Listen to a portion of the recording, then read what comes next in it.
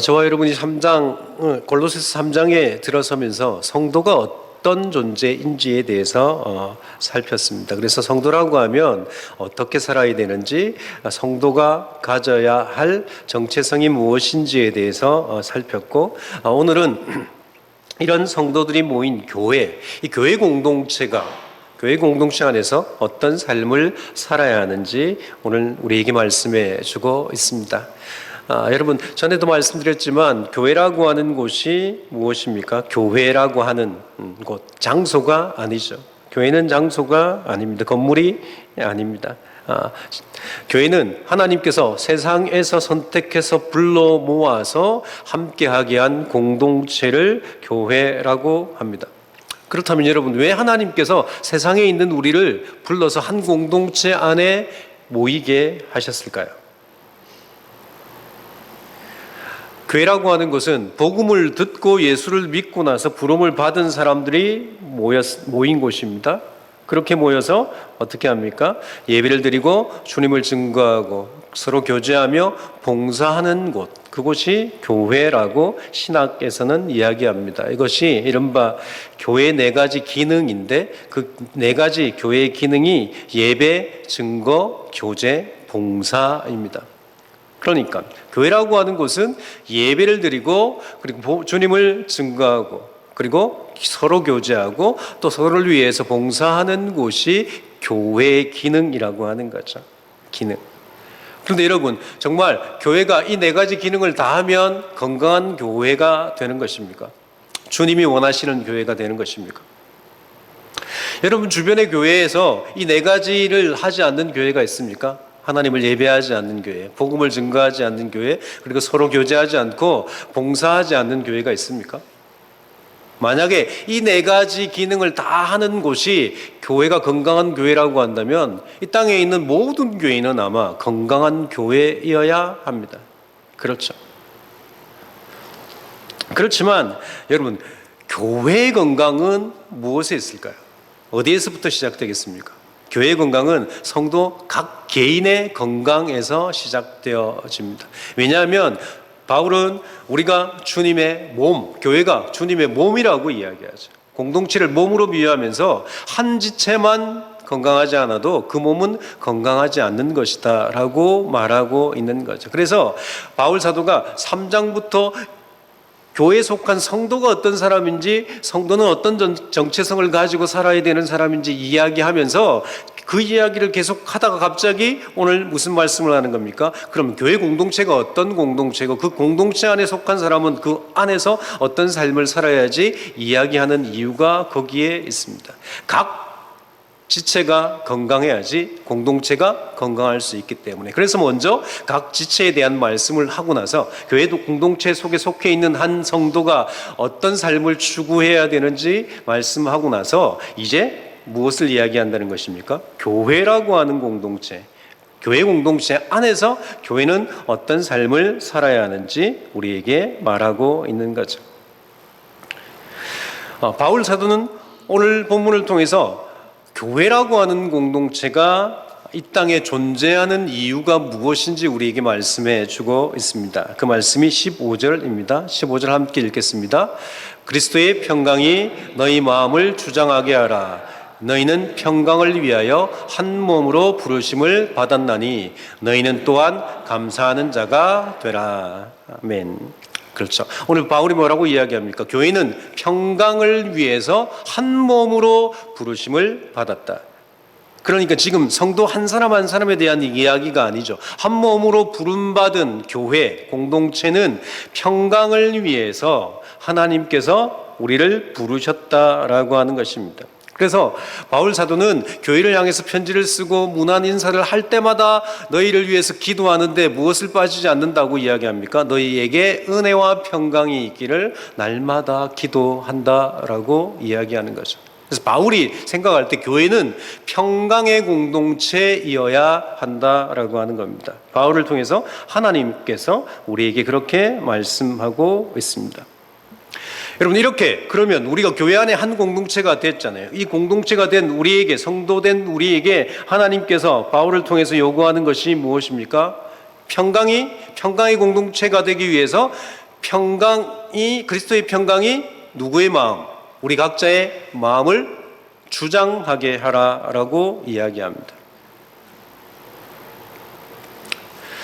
그러면 그리스도의 평강이 우리 각자의 마음을 주장하게 하라고 하는 이유가 무엇일까요? 바울이 왜 그렇게 이야기하는 겁니까? 교회 공동체 안에, 교회 공동체는 평강을 위해서 부르심을 받았는데, 그러기 위해서 왜 우리에게 우리 마음 속에 그리스도의 평강이 우리 마음을 주장하게 하라라고 이야기하는지, 여기에 대해서는 우리가 조금 이따가 살피겠습니다. 지난 시간 바울은 저와 여러분에게 그리스도의 새 사람으로 옷 입은 사람이라고 이야기했습니다. 그리고 나서 우리가 어디에 무엇에 죽어야 하고 무엇을 벗어야 할지에 대해서 우리에게 이야기했는데, 여러분, 우리가 죽고 벗어야 할 것에 대해서 공교롭게도 바울은 5가지씩 이야기하죠. 벗어야 할 것 5가지, 죽어야 될 것 5가지를 이야기합니다. 우리가 옛사람을 벗어버리고 옛사람에 죽고 새 사람을 입었다라고 이야기하면서 바울이 벗고 죽어야 될 것 5가지를 이야기했다고 한다면, 이제 순서상 뭐가 나와야 됩니까? 우리가 입어야 할 것에 대해서 이야기해야 되죠. 그 입어야 할 것 5가지를 12절에 이야기합니다. 12절을 함께 읽겠습니다. 그러므로 너희는 하나님이 택하사 거룩하고 사랑받는 자처럼 긍휼과 자비와 겸손과 온유와 오래 참음을 옷 입고. 여러분, 바울은 우리에게 무엇으로 옷 입으라고 이야기합니까? 긍휼, 자비, 겸손, 온유, 오래 참음, 이 5가지로 옷 입으라고 이야기합니다. 그런데 여러분, 저기 12절을 자세히 보시면 이 긍휼과 자비, 겸손과 온유와 오래 참음으로 옷 입으라고 하는 말씀 앞에 뭐라고 말씀합니까? 너희는 하나님이 택하사 거룩하고 사랑받는 자처럼. 저 말씀이 없어도 너희는 긍휼과 자비와 겸손과 온유와 오래 참음으로 옷 입으라고 이야기할 수 있지 않습니까? 그렇죠. 이 5가지를 입으라고 할 수 있는데, 이 5가지 앞에 바울이 하나님이 택하사 거룩하고 사랑받는 자처럼 이라고 이야기합니다. 여러분, 그러면 하나님이 택하시고 거룩하고 사랑받는 자가 누구일까요?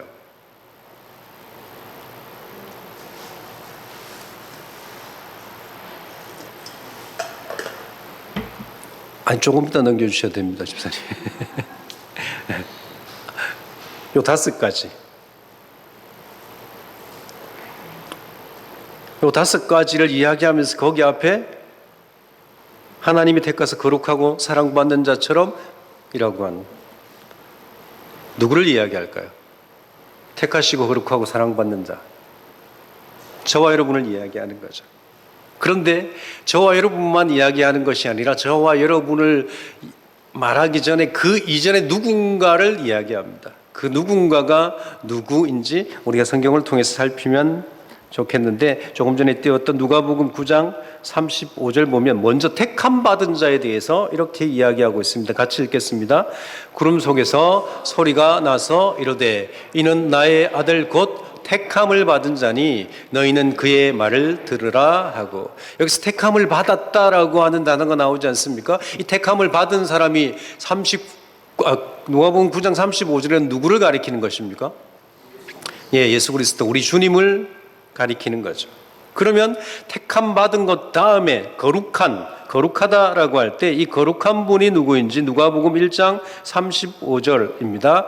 또 함께 읽겠습니다.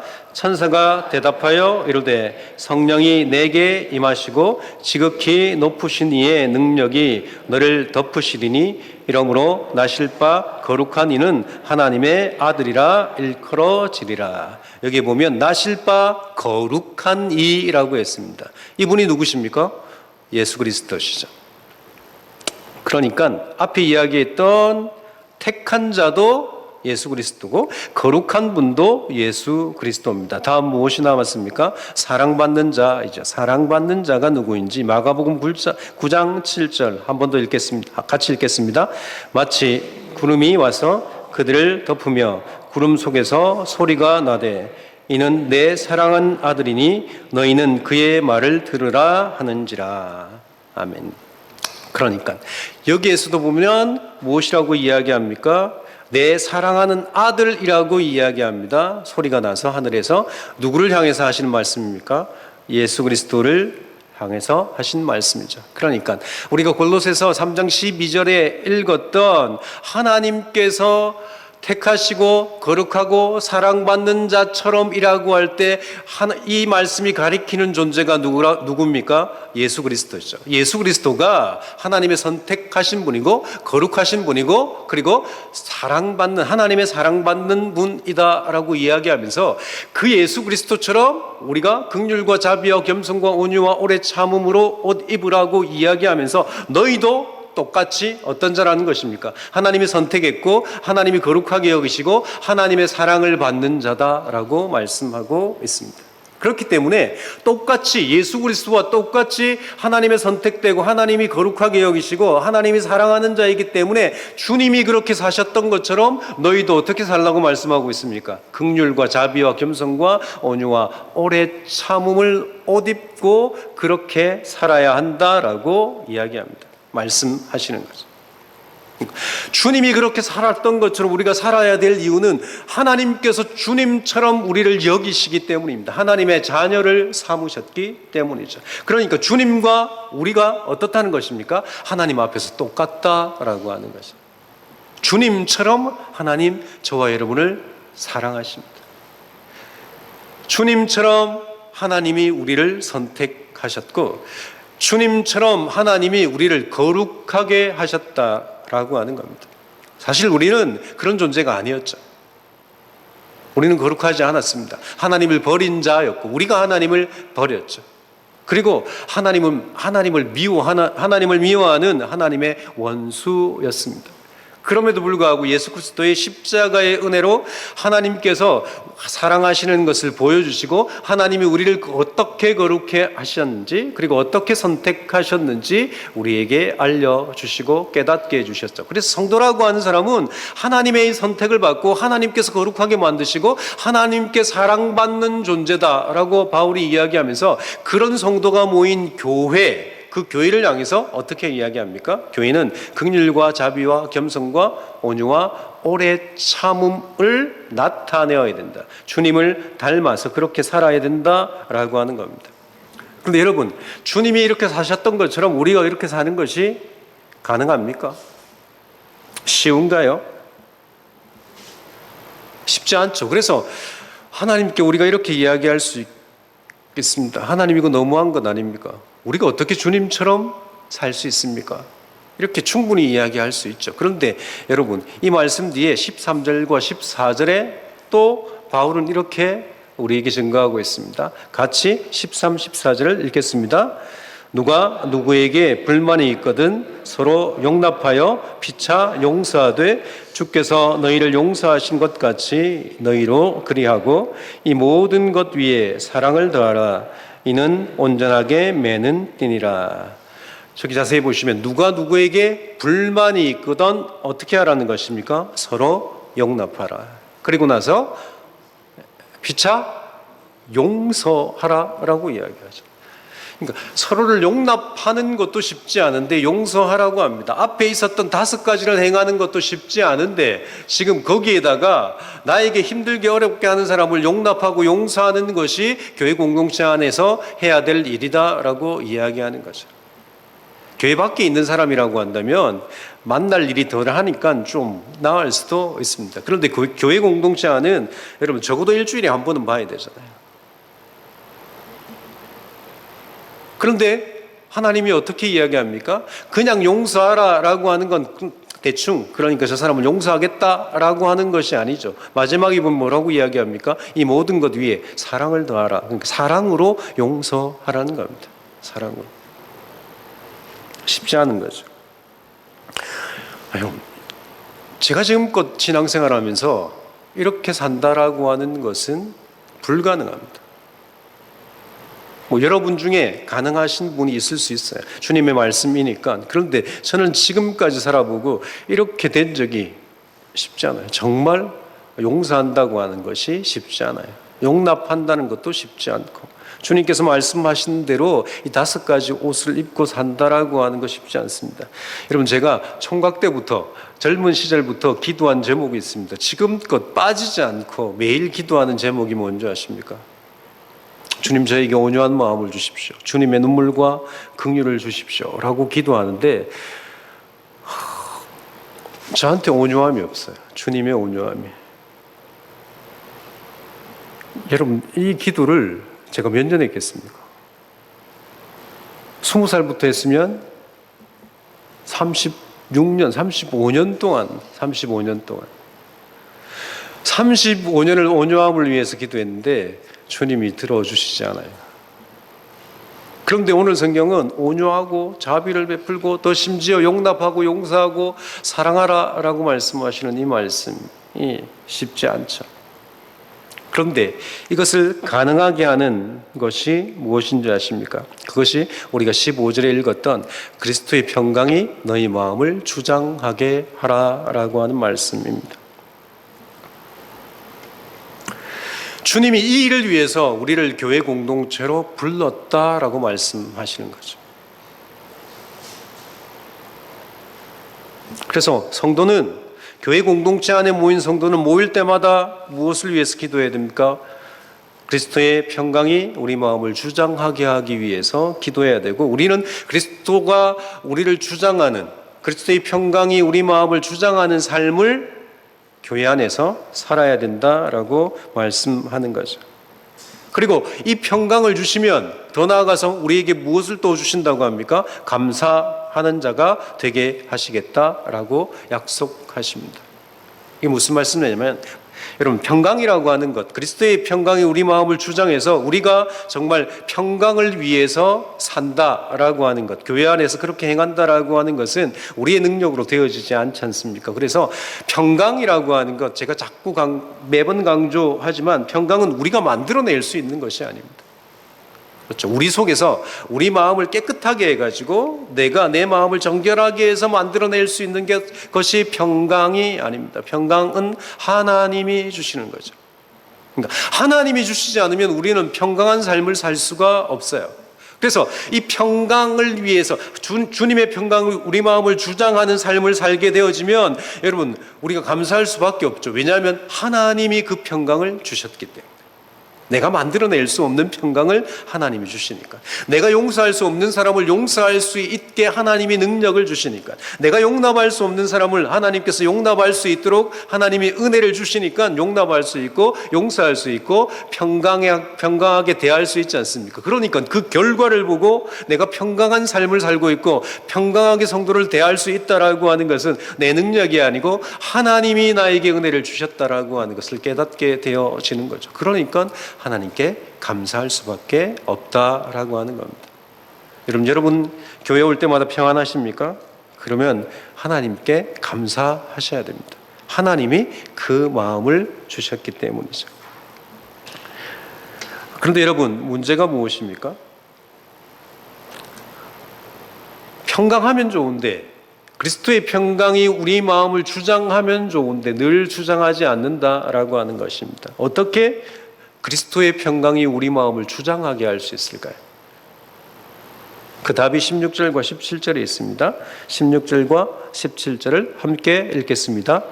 그리스도의 말씀이 너희 속에 풍성히 거하여 모든 지혜로 피차 가르치며 권면하고 시와 찬송과 신령한 노래를 부르며 감사하는 마음으로 하나님을 찬양하고 또 무엇을 하든지 말에나 일에나 다 주 예수의 이름으로 하고 그를 힘입어 하나님 아버지께 감사하라.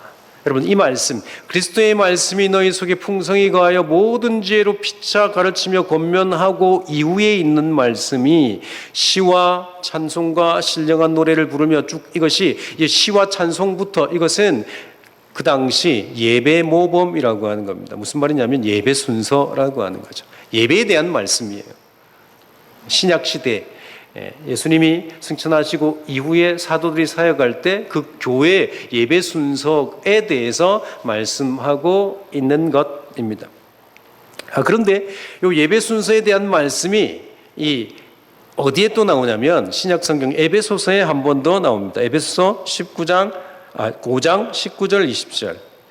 제가 읽겠습니다. 5장 19절 20절. 시와 찬송과 신령한 노래들로 서로 화답하며 너희 마음을 주께 노래하며 찬송하며 범사에 우리 주 예수 그리스도의 이름으로 항상 아버지 하나님께 감사하며. 그러니까 지금 이 에베소서 말씀 5장 19절 20절 말씀이 골로새서 3장 16절 17절 말씀하고 거의 같은 말씀이죠. 조금 다르지만 예배에 대한 말씀이 똑같은데 이 예배에 대한 말씀 이전에 있던 말씀에 아까 16절에 있었던 그리스도의 말씀이 너희 속에 풍성히 거하여 라고 하는 말씀이 있지 않습니까? 그러니까 그리스도의 말씀이 너희 속에 풍성히 거한 이후에 시와 찬송과 신령한 노래를 부르라, 예배를 하라라고 하는 겁니다. 그러니까 우리 마음속에 하나님의 말씀, 주님의 말씀이 풍성하게 거하지 않으면 예배를 제대로 드릴 수 없다라고 하는 거죠. 그것이 공예배이든 삶의 예배이든 하나님의 이름을 높이고 하나님께 영광을 돌리는 예배의 삶, 그리고 예배를 드릴 수 있는 사람들이 그 이전에 있어야 할 것이 무엇이냐면 그리스도의 말씀이 너희 속에 풍성히 거하여야 된다라고 말씀하고 있습니다. 이 말씀을 똑같은 말씀이 아까 에베소서 5장 19절 20절에 있다고 했는데 19절 20절 그러니까 19절 시작이 시와 찬송과 이렇게 에베소서에 시작하고 있는데 이 말씀 앞에 에베소서 5장 18절에 이런 말씀이 있습니다. 5장 18절 같이 읽겠습니다. 술 취하지 말라 이는 방탕한 것이니 오직 성령으로 충만함을 받으라. 그러니까 에베소서에는 예배에 대해서 이야기하기 전에 말씀하기 전에 뭘 기록한다는 것입니까? 술 취하지 말고 이는 방탕한 것이니 오직 성령의 충만을 받고 하나님 앞에 예배를 드리라라고 하는 거죠. 성령을 충만하게 받고 나서 예배를 드리라라고 하는 이 말씀. 그러니까 시와 찬미와 쭉 나와 있는 이 에베소서 말씀 앞에 있는 것이 성령의 충만이라고 이야기되어 있습니다. 기록되어 있습니다. 그러면 빌립보서는 시와 찬송 앞에 무엇이 기록되어 있었습니까? 그리스도의 말씀이 너희 속에 풍성히 거하게 하라라고 되어 있는 거죠. 여기에서 같은 단어가 나오는데 비슷한 단어가 나오는데 그 비슷한 단어가 무엇이냐면 충만이라고 하는 단어와 에베소서에는 충만이라고 하는 단어 그리고 빌립보서에는 풍성이라고 하는 단어가 똑같은 단어, 같은 의미의 단어입니다.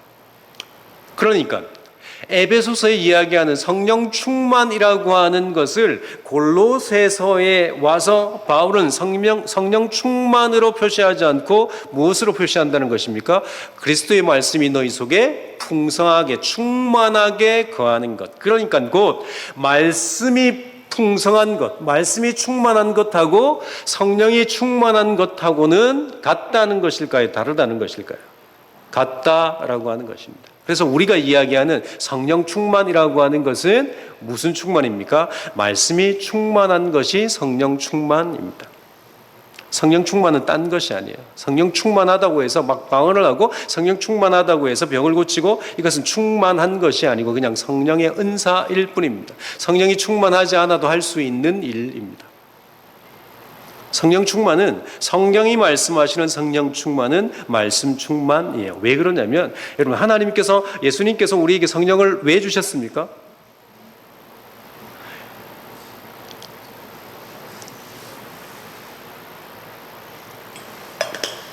하나님께서 왜 성령을 우리에게 주셨을까요?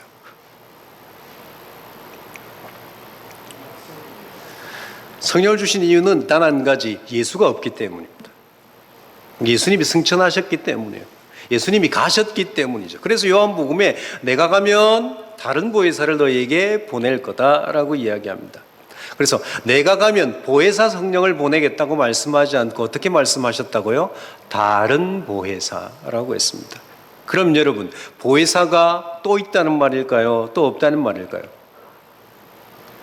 다른 보혜사. 보혜사 성령인데 우리가 성령을 보혜사라고 하잖아요. 그 보혜사 성령 말고 다른 보혜사가 또 있겠습니까? 없겠습니까? 아니 예수님이 가면서 내가 가면 다른 보혜사를 너희에게 보내주겠다. 그 다른 보혜사가 보혜사 성령이에요. 그러면 보혜사가 또 있다고 하는 말이죠.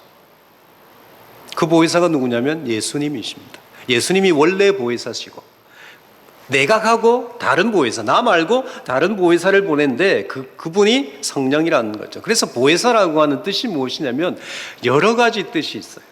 보혜사는 우리를 보호하시는 분, 또 우리를 변호하시는 분, 우리를 도우시는 분. 예수님이 하셨던 역할이 보혜사의 역할입니다. 이 땅에 사시면서 대변하시고 보호하시고 은혜를 주시고 말씀하시고 위로하시고 이 모든 예수님의 역할을 누가 한다는 것입니까? 성령이 하신다는 거예요. 그래서 내가 가면 나하고 똑같은 역할을 할 보혜사를 보내주실 텐데 그분이 성령이다. 그런데 그가 오면 하시는 일이 무엇이냐면 내 말을 너희에게 기억나게 할 거다.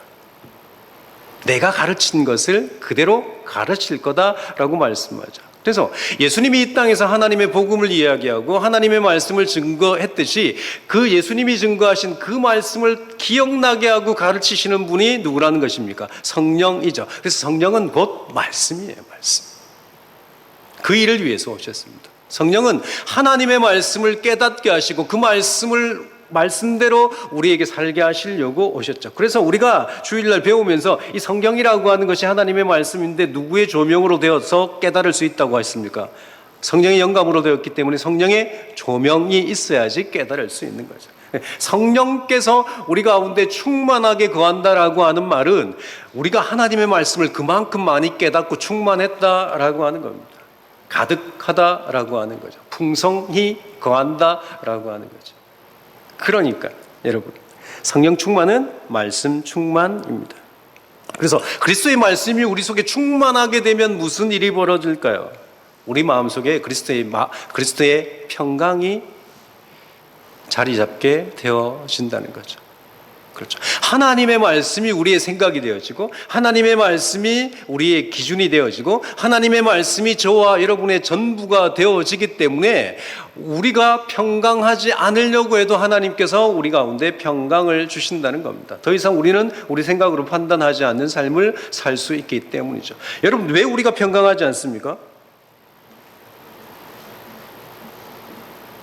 우리의 생각을 내려놓지 못하기 때문이죠. 우리의 걱정을 우리가 막을 수 없기 때문이죠. 우리의 생각을 우리가 거부할 수 없기 때문입니다. 그래서 우리는 평안한 쪽으로 생각 안 해요. 그렇죠. 우리는 좋은 쪽으로 생각을 잘 못합니다. 생각하려고 해도 자꾸 나쁜 것이 생각나는 존재가 저와 여러분이죠. 그래서 그리스도의 말씀, 하나님의 말씀이 우리 속에 풍성히 거하면 하나님의 은혜, 주님의 평강이 우리 가운데 우리 마음에 자리 잡게 되어진다라고 하는 거죠. 그래서 여러분 성령이 충만하기 위해서 기도하는 것처럼 하나님의 주님의 말씀, 그리스도의 말씀이 우리 가운데 평강으로 자리 잡기 위해서 어떻게 해야 됩니까? 기도해야 되는 거죠. 이 평강은 기도하지 않고 주어지지 않습니다. 성령의 충만도 말씀의 충만도 기도하지 않고 주어지지 않습니다. 여러분 말씀 충만이 말씀을 많이 읽는다고 충만해지지 않아요. 성경을 많이 안다고 해서 말씀이 충만하지 않습니다. 말씀이 충만하다라고 하는 것이 무엇이냐면 말씀을 쫓아 산다는 거죠. 성경 지식이 많다고 해서 성경을 쫓아서 살지 않는 사람들이 많이 있습니다. 그런 사람이 저와 여러분 아닙니까? 우리가 성경의 지식을 다 가지고 있잖아요. 그런데 100% 말씀대로 살지 않지 않습니까? 여러분 성경을 많이 읽는다고 여러분 거룩한 삶을 삽니까? 그렇지 않죠. 성경을 수십 번 지금까지 제가 읽었지만 여러분 제가 거룩한 삶을 살지는 못합니다. 주님이 원하시는 만큼 살지 못하죠. 그런 존재가 저와 여러분입니다. 그래서 우리는 기도할 수밖에 없어요. 기도해야 되죠. 기도해야지만 하나님의 은혜를 얻을 수 있고 하나님이 하나님의 말씀을 깨닫게 하시고 그 말씀을 쫓아 살 수 있는 능력을 주시죠. 여러분 신약 성경에 평강이라고 하는 단어가 몇 번 나온지 아십니까? 49번 나온다고 합니다. 49번. 이 49번 중에 절반 이상 28번을 바울이 사용했습니다. 평강이라고 하는 단어를 신약 성경에 나오는 49번 중에 28번을 바울이라고 하는 사람이 사용했는데 아까 말씀드린 것처럼 바울이 주로 어디에 이 단어를 사용했다고요? 편지를 쓰면서 안부를 전할 때 그리고 내가 너희를 위해서 이런 기도를 한다라고 이야기할 때 교회가 정말 평강이 있었으면 좋겠다. 너희에게 평강이 있기를 기도한다라고 할 때 사용하고 있습니다. 그런데 바울이 이 인사나 기도 말고 권면에 사용한 곳이 있는데 그곳이 어디냐면 빌립보서 4장 6절 7절입니다. 6절 7절 우리가 잘 아는 말씀이죠. 함께 읽겠습니다. 아무것도 염려하지 말고 다만 모든 일에 기도와 간구로 너희 구할 것을 감사함으로 하나님께 아뢰라. 그리하면 모든 지각에 뛰어난 하나님의 평강이 그리스도 예수 안에서 너희 마음과 생각을 지키시리라. 어떻게 하면 하나님의 평강이 우리 마음과 생각을 지킨다고 말씀하고 있습니까? 네. 기도하라는 거죠.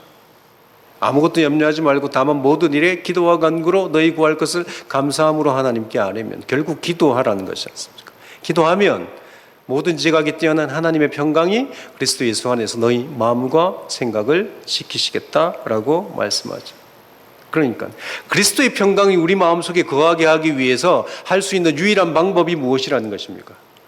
기도하는 것밖에 없습니다. 성령 충만을 위해서, 말씀 충만을 위해서 평강, 그리스도의 평강이 우리 마음 가운데 있어서 우리를 평강하게 인도하기 위해서, 온 교회가 평강한 삶을 살고 평강으로 나누기 위해서, 교제하기 위해서 우리가 해야 될 일이 무엇이라는 것입니까? 기도하는 일이죠.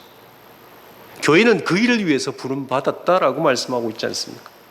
평강을 위해서 부름받았는데 평강하려고 하면 평강을 위해서 기도하는 것이 아니라 무엇을 위해서 기도해야 된다는 것입니까? 말씀이 충만하기 위해서 기도하라는 거죠. 그리스도의 평강이 우리 속에, 우리 마음 속에 자리 잡기 위해서 기도하라는 거죠.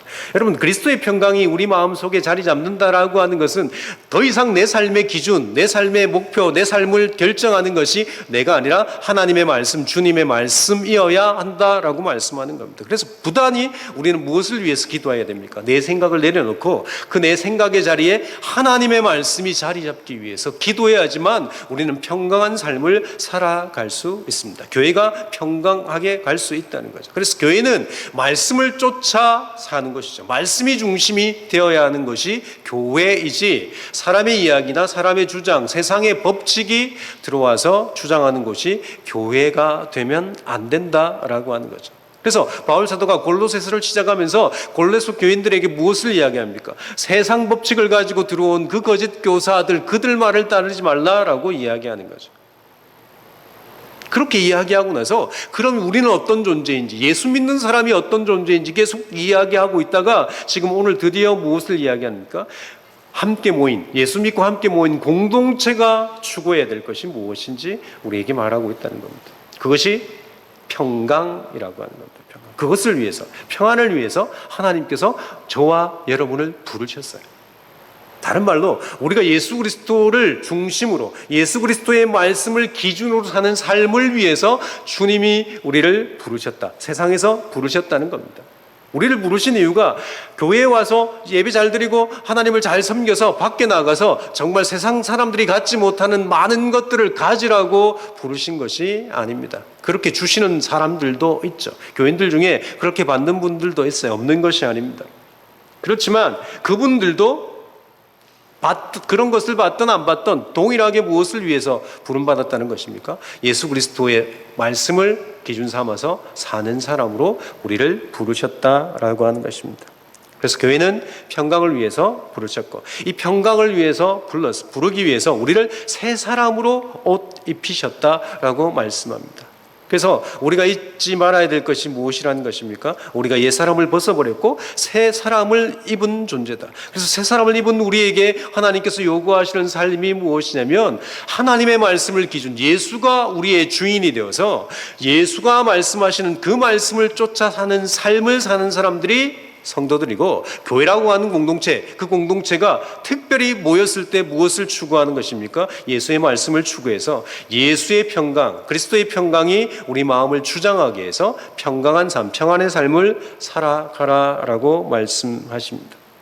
그래서 우리에게 평안이 없다고 한다면 무엇을 기도해야 됩니까?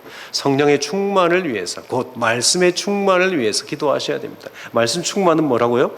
내 생각을 내려놓고 하나님의 말씀을 붙잡고 살아갈 수 있는 은혜입니다.